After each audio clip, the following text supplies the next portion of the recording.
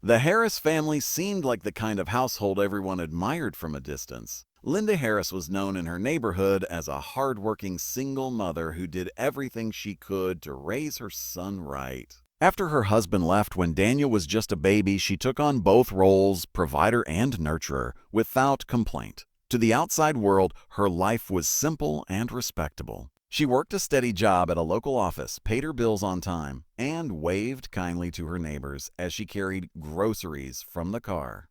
People often said she was strong, admirable even for raising such a polite and quiet young man. Daniel, in many ways, was her pride, though he was different from other children in ways she chose to overlook. From an early age, Daniel had been withdrawn. While other kids laughed and played together, he sat alone, sketching in notebooks or staring off into the distance. Teachers noted his intelligence but worried about his lack of connection with others. He was never disruptive, never openly rude, but always on the edge of things, never quite belonging. Linda brushed off the concerns, believing her son was simply shy, the kind of boy who would one day find his own way once he was older. She told herself that quietness wasn't a flaw, that some people simply preferred solitude, and she was grateful at least that Daniel never got into trouble. As Daniel grew into his teenage years, the distance between him and the rest of the world seemed to widen. He rarely invited friends over, rarely spoke about school, and often disappeared into the basement for hours. When Linda knocked on his door to ask what he was doing, he would respond vaguely, saying he was working on homework, listening to music, or playing games online. Sometimes she would hear muffled sounds, perhaps recordings, perhaps something else, but she never pressed him too hard. She wanted to trust him. After all, he was her son. And in her mind, he was incapable of anything more than adolescent moodiness. The town they lived in was the kind of place where serious crime felt unthinkable. Neighbors left their doors unlocked, children rode bikes late into the evening, and block parties filled the streets every summer. It was safe, predictable, even dull at times, and Linda liked it that way. She believed this environment gave her son stability, something steady to hold on to in a world she knew could be unpredictable. But Daniel didn't seem to notice the warmth of the community around him. He avoided gatherings, turned down invitations, and spent long stretches of time by himself.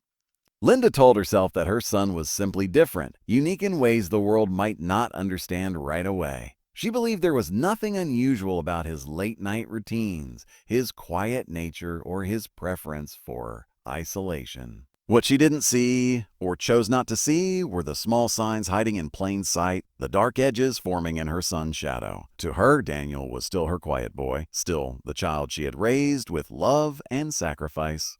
She never imagined that beneath the silence, something terrifying was waiting to be uncovered. The first disappearance rattled the town, though most people believed it was a random tragedy that would soon resolve itself. A college student named Emily Rogers failed to return home after her evening classes, and her parents immediately raised the alarm. Posters went up on telephone poles, social media filled with pleas for information, and search parties combed through nearby parks and wooded areas. The community, tightly knit and usually untouched by such darkness, pulled together with determination. But days turned into weeks, and no sign of Emily was ever found. Whispers began to spread, and the calm, predictable rhythm of the town was broken. Not long after, another young man, a local mechanic named Chris, vanished without explanation. He had been seen leaving work one evening, heading toward the bus stop, but he never made it home. His family reported him missing within hours, and soon his face was added to the growing wall of flyers scattered across shop windows and community boards. Two disappearances so close together unsettled everyone. Parents began to keep their children indoors after dark, and late-night walks that once felt harmless now carried a sense of unease. When a third person went missing, fear took full control of the town. People began to whisper about the possibility of a predator living among them, someone who could move unnoticed through their safe streets. The police scrambled for leads, interviewing witnesses, tracking movements, and analyzing security camera footage. Each case seemed to dead end in silence. None of the victims appeared to know one another, yet there were eerie similarities. All of them were last seen at night in places that weren't far from where Daniel often spent his time, quiet corners near the bus stop, paths on the edge of the neighborhood, streets only a few blocks from the Harris home. Investigators compiled notes and speculated about suspects, but Daniel's name never came up. He didn't fit the image they had in their minds. To the outside world, he was a withdrawn teenager who kept to himself, not someone who could possibly commit such crimes. Inside the Harris home, Linda was beginning to notice unsettling changes in her son. Daniel grew more secretive, slipping into the house late at night and heading straight for the basement without a word. He locked his door when he never used to, and he had developed an obsessive habit of washing his clothes at odd hours. Linda noticed how his laundry cycles often ran well past midnight, the hum of the machine echoing through the house as she tried to sleep. Sometimes she caught a glimpse of his hands, scratched and reddened, though he dismissed her questions with vague explanations about clumsiness or accidents. Still, Linda pushed her unease aside. She told herself that teenagers were unpredictable. That strange behavior didn't mean anything sinister. Mothers cling to hope when doubt begins to creep in, and she was no different. As the missing persons cases multiplied, she forced herself to believe it was coincidence that Daniel was acting strangely at the same time. But in the back of her mind, an uneasiness was beginning to grow, a quiet dread she could not name. Something about her son's late nights, his secretive behavior, and the growing fear in the community felt connected, though she wasn't ready to admit why. Late one night, when the house was quiet and Daniel was asleep upstairs, Linda crept down to the basement to collect a basket of laundry. The smell hit her before she even reached the bottom step, an overwhelming stench of bleach that made her eyes water. She paused, uneasy, and for the first time noticed how the air down there felt heavy, unnatural. Daniel had always claimed he used the basement for games or music, but it looked different now. The corners were tidier than usual, as though he had gone to great effort to hide something. Linda's pulse quickened as she stepped carefully toward the storage cabinet at the far end of the room, a cabinet she had never seen locked before. Curiosity, mixed with a rising fear, compelled her forward. She found the key on a hook nearby, almost as if it had been placed there carelessly, and with trembling hands she unlocked the door. Inside, her world shattered. Neatly stacked on the shelves were items that didn't belong to anyone in their household. A wallet with someone else's driver's license. A watch she recognized from a missing person flyer. A backpack with patches that seemed familiar from the news reports. Piece by piece, Linda pulled the objects out, each one heavier than the last, until the truth became undeniable. These weren't random belongings. They were possessions of the missing people whose faces haunted every corner of town. Her breath came in short, sharp gasps as she tried to make sense of it. Maybe Daniel had found them. Maybe he was keeping them for some strange reason.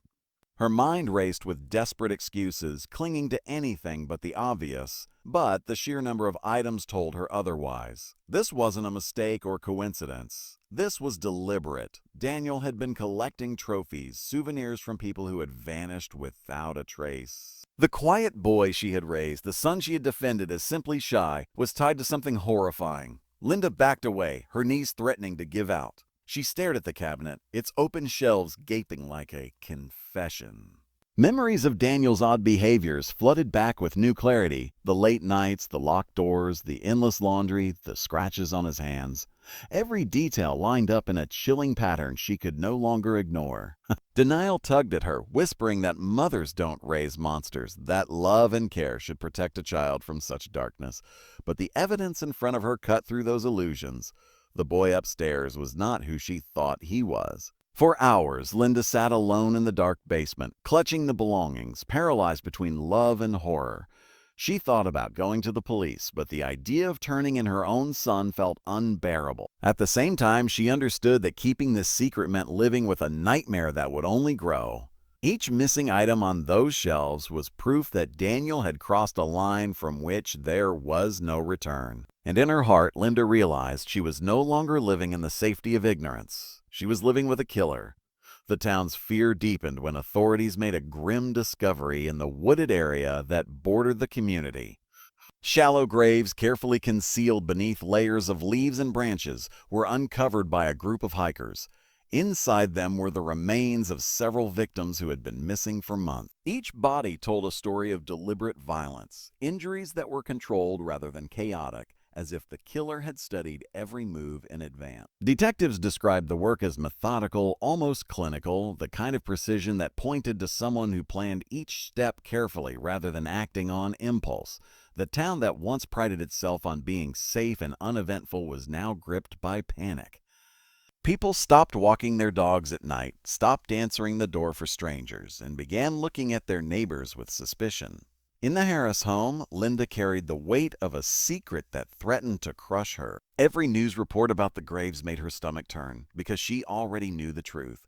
The cabinet in the basement still held the trophies she had found, and every time she thought of them, her chest tightened with guilt and fear. She couldn't look at Daniel the same way anymore. When he walked into the kitchen with his calm, expressionless face, she saw the shadows behind his eyes. When he sat quietly at dinner, pushing food around his plate, she wondered where he had been and what he had done before coming home. Her silence became a kind of prison. Each knock at the door from detectives canvassing the neighborhood sent waves of dread through her. She would answer politely, smile nervously, and insist she knew nothing that could help, even though the truth was locked in her basement. Linda's heart raced every time she saw the police cars slowly rolling down the street. She knew that if they ever connected Daniel to the victims, her silence would make her an accomplice in her son's monstrous acts. Yet, as much as she wanted to confess, something inside her refused. The thought of betraying her only child was unbearable. Meanwhile, Daniel's behavior grew more unpredictable. He stayed out later, sometimes disappearing for entire weekends. When he returned, he was strangely composed, his clothes freshly washed, his demeanor unsettlingly calm. He no longer seemed like a boy struggling with shyness. Instead, he moved with a quiet confidence, as if he had accepted who he was. To Linda, this transformation was terrifying. It was as if the person she had raised was slowly slipping away, replaced by someone unrecognizable, someone she feared but could not abandon. The murders continued and the investigation closed in, though not yet, on Daniel. Police officers spoke on television about narrowing their search, about finding patterns and closing in on their suspect. Neighbors whispered in hushed voices about who it could be. Linda listened to it all, knowing that every step the authorities took brought them closer to her son. She realized that by protecting him, she wasn't just hiding the truth. She was allowing the nightmare to grow larger, and her silence was costing other families the same thing she feared most, losing a child. Yet still she said nothing, trapped between her love for Daniel and the terror of admitting who he truly was. One night, long after midnight, Linda was startled awake by the sound of movement below her room. At first she thought it was the hum of the washing machine again, but the noises were heavier, sharper, like something being dragged across the floor. Her heart pounded as she slipped quietly from her bed and made her way down the stairs, every step echoing in the silence of the house. The basement door was ajar, a faint light spilling out from below. She hesitated at the threshold, gripping the doorframe as though it could hold her steady, then descended slowly, her fear pushing her forward even as her body wanted to turn back. What she saw at the bottom froze her in place. Daniel stood at the workbench, his sleeves rolled up, carefully wiping down a long knife with a rag soaked in red.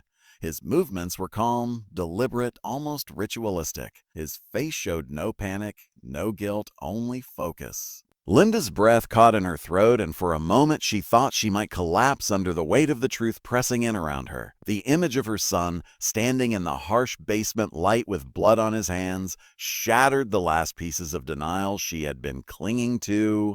She backed away before he noticed her, retreating into the shadows of the stairwell, her mind spinning. The belongings in the cabinet had been horrifying, but seeing the weapon in his hands, fresh from another night's work, left no more room for excuses.